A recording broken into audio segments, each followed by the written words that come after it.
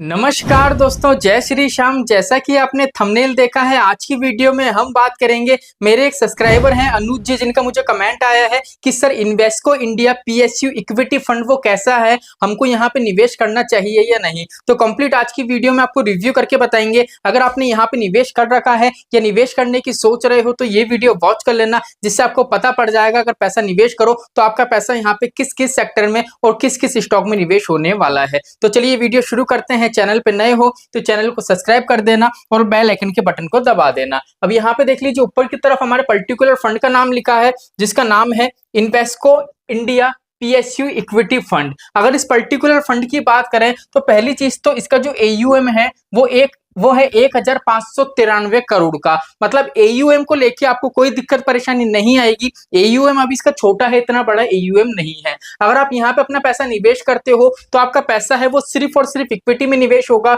वो होगा 97.4%। ठीक है, बाकी जितना भी आपका पैसा बचेगा वो क्या हो जाएगा, कैश होल्ड हो जाएगा। अब पीएसयू फंड में काफी अच्छी चीज है, अगर कैश होल्ड चल रहा है तो काफी अच्छी चीज है, कंसेप्ट अच्छा है, जिससे क्या होगा, इसमें लिक्विडिटी की प्रॉब्लम आपको नहीं देखने को मिलेगी। अब जो आपको इक्विटी में पैसा निवेश हो रहा है 97.4%, अगर हम इसके एसेट्स एलोकेशन की बात करें तो लार्ज कैप में आपका पैसा है वो काफी ज्यादा भारी मात्रा में निवेश होगा, 53.2%। मिड कैप में हो रहा है 16.9% और स्मॉल कैप में हो रहा है सिर्फ आपका 6.31%। अब क्या है, यहाँ पे ज्यादा से ज्यादा पैसा आपका लार्ज कैप में निवेश हो रहा है, इसलिए यहाँ पे आपको एक स्टेबिलिटी देखने को मिलती है। अगर मार्केट में कोई क्रैश आता है तो भी यहाँ पे आपको इतनी गिरावट देखने को नहीं मिलती है। पर्टिकुलर फंड आपको एक स्टेबिलिटी प्रोवाइड करता है। लेकिन यहाँ पे देखो, सबसे ज्यादा लार्ज कैप के बाद अगर हम सबसे ज्यादा पार्ट देखें तो यहाँ पे मिड कैप का नजर आता है। यही एक इसकी खासियत है। जो पीएसयू फंड होते हैं वो आपको रिटर्न ज्यादा बना के देते हैं। लेकिन यहाँ पे मैं आपको एक चीज बता दूं, आप पीएसयू फंड में निवेश करो,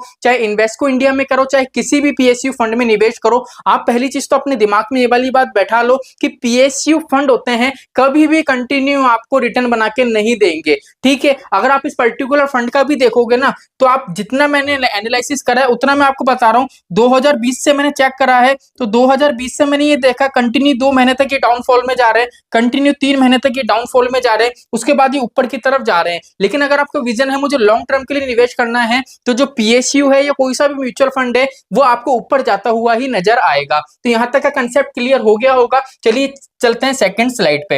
अब सेकंड स्लाइड पे देख लीजिए, सबसे पहले बात करेंगे इसकी रिटर्न की। अब देख लीजिए, पीएसयू स्टॉक है, आपका पैसा स्टेबल्स कंपनी में लग रहा है और मिड साइज कंपनी में भी ज्यादा पैसा लगा है। तो यहाँ पे देख लीजिए जो आपको रिटर्न शो होंगे, देख लीजिए 6 मंथ में 15% है, 1 ईयर का रिटर्न देखोगे तो 70% के करीब है, 3 साल का रिटर्न देखोगे तो देख लीजिए 37% से ज्यादा का है। लेकिन ऑल टाइम का रिटर्न है, देख लीजिए वो 18% है। अब ऑल टाइम का रिटर्न इतना कम क्यों है, वो इसलिए है जैसा कि मैंने आपको बताया था कि ये कंटिन्यू रिटर्न नहीं देते हैं। ठीक है, ये वाली बात आप सोच समझ के ही यहाँ पे निवेश करना।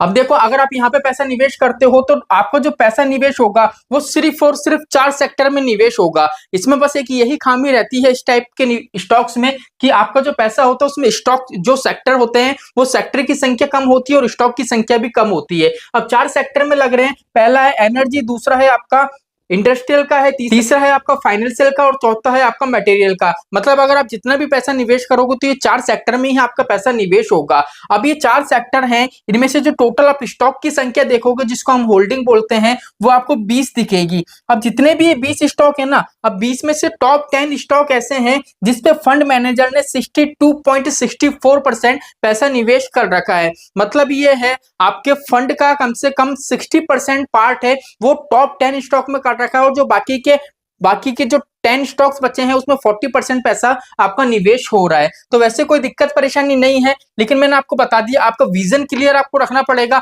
आप सोचो कंटिन्यू वे में रिटर्न देगा तो ये चीज पॉसिबल नहीं है। अगर यहाँ पे हम अल्फा की बात करें तो अल्फा से आपको पता पड़ेगा कि इसका रिटर्न कितना जोरदार है। देखो 16.85%। मतलब अल्फा का मतलब क्या होता है, देखो पर्टिकुलर क्या होता है, म्यूचुअल फंड की जितनी भी स्कीम होती है ना, सभी स्कीम का अपना एक बेंचमार्क होता है। मान लीजिए बेंचमार्क की स्कीम 20% की है, ठीक है, कोई भी फंड फंड है उसका बेंचमार्क का जो परसेंटेज है 20% है, और मान लीजिए वो फंड है आपको एक्चुअल में जो रिटर्न बना के दे रहा है मान लीजिए 30% का दे रहा है, तो अपने बेंचमार्क से कितना परसेंट ज्यादा दे रहा है, वो 10%। तो जो ये ज्यादा एडिशनल परसेंटेज होती है वो आपकी कहलाती है अल्फा।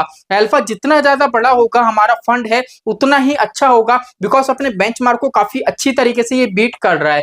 ठीक है, तो यहाँ पे बेंचमार्क को अगर देखोगे बेंचमार्क के हिसाब से इसका अल्फा काफी अच्छा है, तो यहाँ पे रिटर्न्स आपको काफी बेटर मिल रहे हैं। लेकिन अगर यहाँ पे हम बात करें रिस्क की, तो यहाँ पे देख लीजिए बीटा है 1.17%। अब क्या होता है, बीटा मोस्टली 1% के अंदर होता है, तो हमारा फंड है वो मार्केट से कम रिस्क लेके हमको रिटर्न बना के देता है। लेकिन यहाँ पे आप बीटा देखोगे तो बीटा 1.17% है। अब सर बीटा 1% से ज्यादा है तो हमको निवेश नहीं करना चाहिए।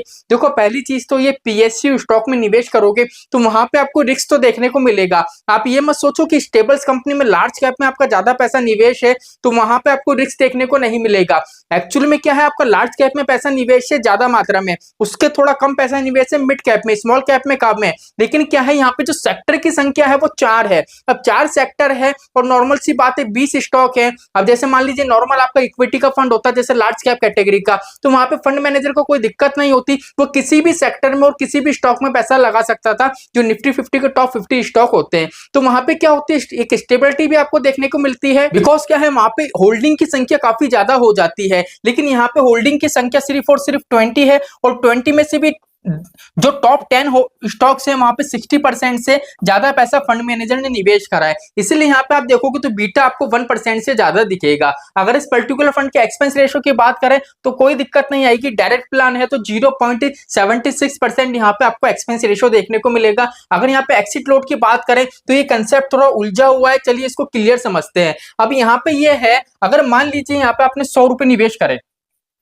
या मान लीजिए आपके पास टोटल 100 यूनिट है, ठीक है, इस पर्टिकुलर फंड में आपने निवेश करा, आपके पास 100 यूनिट है। अब इन 100 यूनिट में से मान लीजिए 10%, अगर 10% से ज्यादा यूनिट क्या करोगे आप एक साल के अंदर रिडीम करोगे तो 1% का एक्सिट लोड लगेगा।